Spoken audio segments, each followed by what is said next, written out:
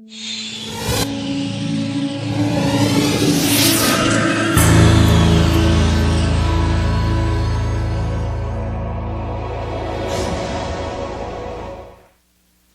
am terrified of spiders, to the point that I couldn't even put a picture of a real spider on this slide.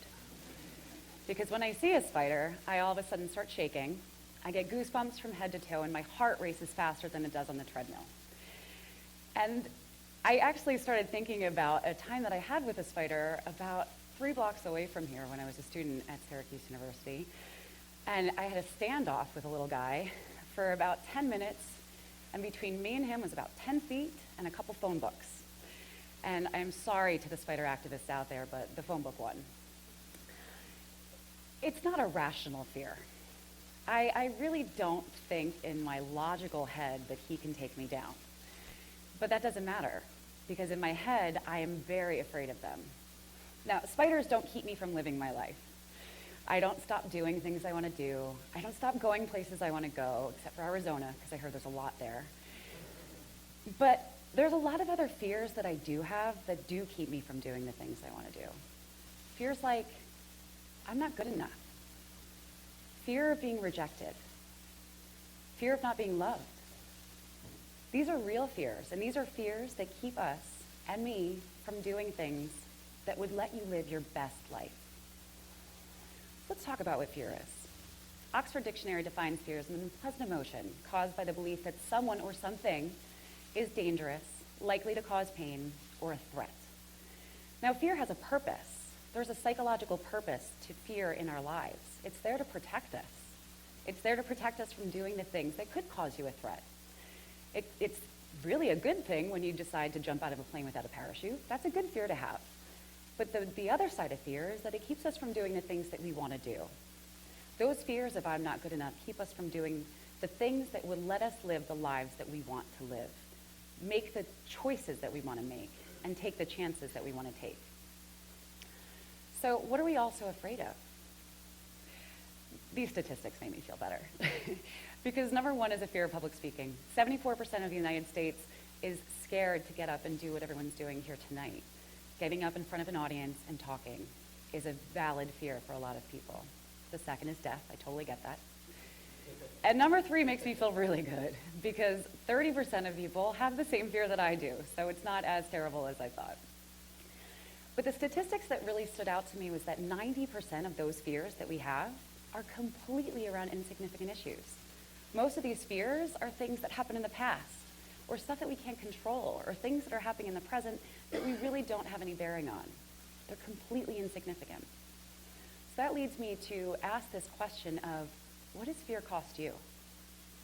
Think about it for a second. What would you be doing if you had no fear in life, love, business? What chances would you be taking? What jobs would you be applying for? What people would you be talking to? All of those things have a cost. So what is it costing you right now? And then I want you to think about how we can overcome it. Because we can overcome it. Everything that you're thinking of right now that you have a cost attached to, you can change that. First way is to just do it. Now, I might be sued for trademark infringement for that, but it's really a great phrase in terms of how you overcome your fears. Because if you do what you are afraid to do, you will succeed in overcoming those fears. If you are afraid of getting on a plane, get on a plane. If you're afraid of love, love. If you're afraid of connecting, make those connections. Maybe you're afraid of becoming an entrepreneur, do it. Do the things that you're afraid to do. And in so doing that, you will realize that those threats, those dangers, they're not real. The second is to get excited. I'm a firm believer that our thoughts create our emotions, which create our actions. And when we get excited about something that we're afraid of, we reframe the thoughts that we had. And there was a recent study that I found fascinating where it showed that in a test group, they had people who were afraid of things. One side of them were asked to try to calm themselves down, and the other side were advised to become excited about it. I'm excited to get up on stage. I'm excited to hang out with spiders. And what happened was the people that got excited were successful. They were more successful. They had better results because they reframed the right way and got excited about what they were afraid of. The people who had tried to become more calm, it did work to an extent, but not as much as the people who got excited did. And they found that because both fear and excitement have a certain level of anxiety, just naturally attached to it. One has a positive effect and one has a negative. And it's easier to transfer anxiety to anxiety in a positive way than it is to say, I am so scared of this spider, but I am okay, I'm gonna calm myself down. So when you have a fear, get excited about it. Change your thoughts and you change your world. And the third way that we can overcome fear is to visualize. I'm a big fan of manifesting and really pulling into my head what I want. What's on the other side of your fear? What is it? What does it look like? What does it feel like? Visualize what you want to see. Believe in it. Make it a blueprint and build it.